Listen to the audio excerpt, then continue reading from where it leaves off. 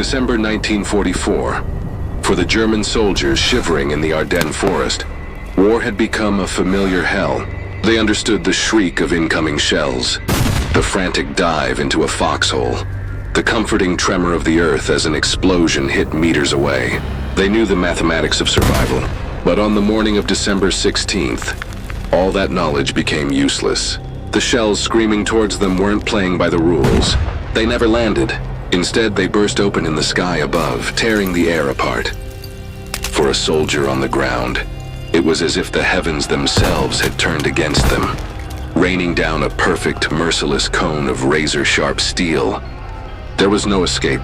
No trench was deep enough. No prayer was fast enough. German veterans would later swear the shells had eyes. This is the story of that weapon, the most closely guarded secret of the Allied war effort. Even more secret than the atomic bomb. This is the story of the day a tiny fuse no bigger than a coffee can turned American artillery into the deadliest force on the planet and became the ghost that broke the back of Hitler's final, desperate gamble. In the final freezing months of 1944, the Third Reich was a cornered beast. From the east, the Soviet machine ground relentlessly forward. In the west, the Allied armies, having liberated France, were now pressing against Germany's own borders. The situation was desperate. Yet Adolf Hitler, fueled by a fanatic's conviction, saw one last path to victory.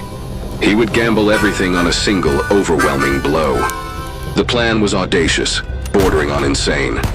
A massive surprise offensive through the dense, snow-covered Ardennes forest, aimed at splitting the Allied armies in two and capturing the vital port of Antwerp. It was called Wacht am Rhein, Watch on the Rhine. More than 200,000 of Germany's best remaining soldiers, 1,000 panzers and nearly 2,000 artillery pieces were gathered in absolute secrecy. Hitler promised his generals this would be the strike that forced the Allies to the negotiating table. And his gamble was not without merit. American intelligence had failed completely. The Ardennes sector was considered a ghost front, a quiet place to rest weary divisions and train green recruits. When the German barrage of 1,600 rounds per minute erupted at 5:30 a.m., the surprise was total. The American lines shattered, regiments dissolved into chaos. The offensive surged forward, but in the midst of this nightmare, one American officer, Colonel Oscar Alfred Axelson of the 406th Artillery Group, faced the annihilation of his men. Conventional artillery was doing nothing. He knew that following procedure meant certain death for the soldiers of the 38th Cavalry Squadron. In that moment, facing a choice between his orders and his men, Axelson made a decision that would not only change the course of the battle, but would unleash a technological terror the world had never seen. The weapon Colonel Axelson unleashed was a ghost in a steel shell. Officially, it was the VT fuse. To the soldiers, it was the funny fuse. But its true name was the proximity fuse, and its existence was the Allies' most precious secret. On the outside, it was just the nose cone of an artillery shell. But inside was a miracle of engineering, a complete miniature radar system. The concept was as brilliant as it was seemingly impossible. Create a device that could survive being fired from a cannon with a force 20,000 times that of gravity, spin at 25,000 revolutions per minute, and still function perfectly as a tiny radio transmitter and receiver. This device would send out radio waves, and when the reflected waves from a target, be it the ground, a tree, or an enemy soldier, reached a certain strength, it would trigger the explosion. It wasn't about hitting the target. It was about detonating at the perfect height above it to maximize the lethal radius of the shrapnel. To solve this puzzle, America's brightest minds gathered at the Johns Hopkins Applied Physics Laboratory under Dr. Merle Tuve. They worked in a building disguised as a used car dealership, racing against time. They had to reinvent electronics. Fragile vacuum tubes, the heart of every radio, were shrunk to the size of a fingernail and reinforced to withstand the ungodly forces of launch. They even designed a battery that only activated upon firing, when the shock shattered a tiny glass vial of electrolyte. By 1944, a coalition of over 100 American companies, from RCA to General Electric, were producing 40,000 of these fuses every single day. It was an industrial miracle, second only in cost and complexity to the Manhattan Project. The Germans had attempted a similar project years earlier, but abandoned it, declaring it too complex, too unrealistic. Now, as their soldiers advanced through the Ardennes, they were about to pay the terrible price for that lack of imagination. They believed they were fighting men. In reality, they were about to fight a machine that could think. Back at the gun line, Colonel Axelson's order: load the new shells hung in the frozen air. His gunners knew the standing order from the highest levels of command. The fuse was not to be used on land in Europe, under any circumstances. If a dud were recovered by the enemy, the secret would be out, and the Germans could copy it, turning it against Allied cities and troops. But Axelson saw his men being slaughtered. For him, the choice was simple. The shells slid into the breaches. The lanyards were pulled. The guns roared. For the advancing German infantry, the world ended. They were moving in tight formations, confident in their numbers. Then came the explosions, not in the ground but in the air, 30 to 50 feet above their heads. The effect was instantaneous and absolute. The perfectly timed airbursts directed the shell's entire fragmentation downward in a lethal cone. Foxholes became graves. Lying prone on the ground, the textbook response to artillery now only made a soldier a larger target. The men of the 326th Volksgrenadier Division, veterans of the brutal Eastern Front, were cut down by an enemy they couldn't see, from an angle they couldn't defend against. Panic erupted. Was it a new type of gas? Was it magic? Reports flying up the German chain of command were filled with confusion and terror. The unstoppable German advance, for the first time, ground to a halt, shredded by a weapon that seemed to defy the laws of physics. Axelson's gamble had paid off. The ghost was out of the bottle. The carnage at Monschau was only the beginning. Soon, the secret weapon would make its presence felt across the entire front, most famously at the besieged town of Bastogne. Here, the 101st Airborne Division was completely surrounded, outnumbered, and clinging desperately to a vital crossroads. Their survival depended on holding out, and their artillery was the key. Firing over 7,000 rounds in 2 weeks, the 463rd Parachute Field Artillery Battalion used their proximity-fused shells to create an unbreakable ring of death around the town. When the Germans demanded surrender and General McAuliffe gave his legendary reply, "Nuts!" the enemy launched furious wave after wave assaults. Each time, as German infantry charged across the open, snow-covered fields, shells would detonate perfectly above them, scything through entire formations before they got anywhere near the American lines.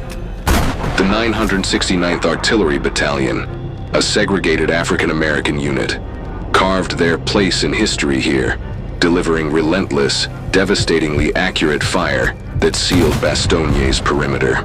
The siege held, thanks in large part to the funny fuse. Further north at Elsenborn Ridge, the effect was even more apocalyptic. Here, the elite 6th SS Panzer Army, the pride of the Waffen-SS, was hurled against the dug-in American 2nd and 99th Infantry Divisions. For 3 days, a storm of 160,000 shells rained down on the German attackers. Though only a quarter of them were proximity fused, they accounted for over half of all German casualties. SS veterans, men who believed themselves invincible, described entire companies simply vanishing in clouds of black smoke and red snow. Survivors had to climb over mounds of their own dead, only to be swept away by the next airburst. The forest itself became a weapon, as shells detonating above the trees turned branches and splintered wood into a secondary storm of deadly projectiles. By December 21st, the weapon's incredible effectiveness could no longer be ignored. General Eisenhower himself lifted all restrictions and authorized its full deployment. The floodgates opened. Trucks and trains rushed the secret shells to every corner of the Ardennes.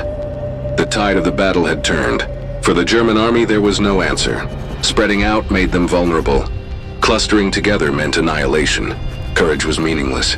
Training was obsolete.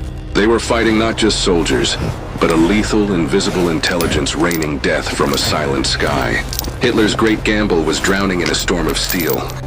The aftermath was a landscape of frozen, silent horror.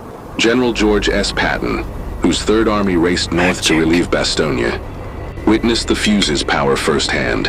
On Christmas night, he watched as his artillery caught a German battalion attempting to cross the Sauer River. The shells detonated in the air above the water, In his memoirs, Patton described the scene with cold, professional awe. 702 German bodies were counted the next morning, an entire battalion erased in minutes. Across the Ardennes, the story was the same. The German offensive, which had begun with such shocking success, had bled to death. The final cost was immense, over 100,000 German casualties. Post-battle analysis revealed the staggering truth. While proximity-fused shells made up only 25% of the artillery fired, they were responsible for over 60% of those casualties. Patton was unequivocal. The funny fuse won the Battle of the Bulge for us. The psychological impact on the German army was just as devastating. Captured soldiers spoke of a weapon that was simply unfair. They called it magic, sorcery, shells with brains. Veterans who had survived years of war, who trusted the earth to protect them, found that their deepest instincts for survival had been betrayed. Morale collapsed. Entire units broke and ran before even reaching the front lines. They were fighting ghosts, but the fuse's impact didn't end in the Ardennes. On New Year's Day, 1945, the Luftwaffe launched Operation Bodenplatte, a last gasp attack by 900 fighters on Allied airfields. While the initial surprise attack was successful, as the German planes returned to base, Allied anti-aircraft batteries were waiting.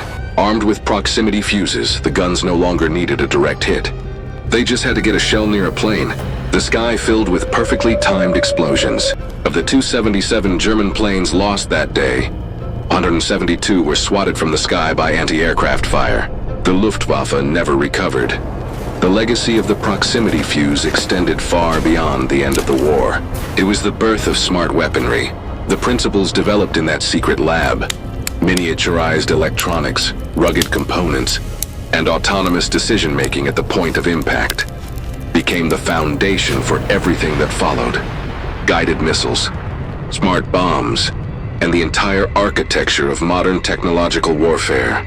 The scientist who perfected the tiny vacuum tubes, Dr. James Van Allen, would later use the same principles to discover the Earth's radiation belts.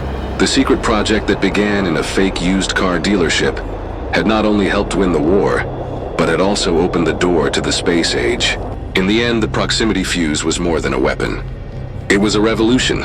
It was proof that in modern war, the scales of history could be tipped not by the courage of men alone, but by the cold, hard logic of a circuit board and the relentless power of an idea. From that winter forward, the battlefield would never be the same.